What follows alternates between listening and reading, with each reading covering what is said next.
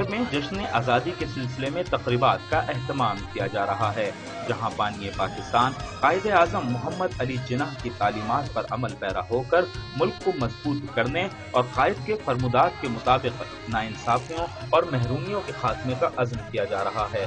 वहीं Karachi press club पर national commission for human development के मुलाजमीन और IBA टेस्ट असातिज़ा यौम आज़ादी के मौके पर भी एहतजाज करने पर मजबूर हैं।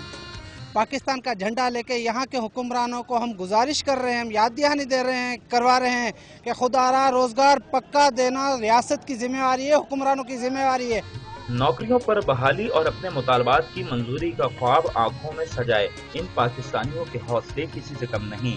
कराची प्रेस क्लब के सामने माजूर अफराद भी नौकरियों में 2% कोटे के लिए एहतजाज करते नजर आए।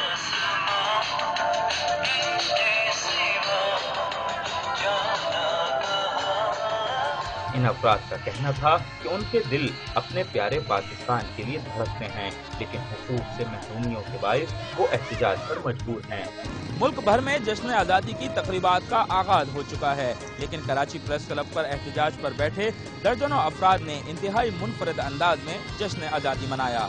कैमरामैन आबिद अली शाह के साथ आसिफ महमूद, डॉन न्यूज़, कराची।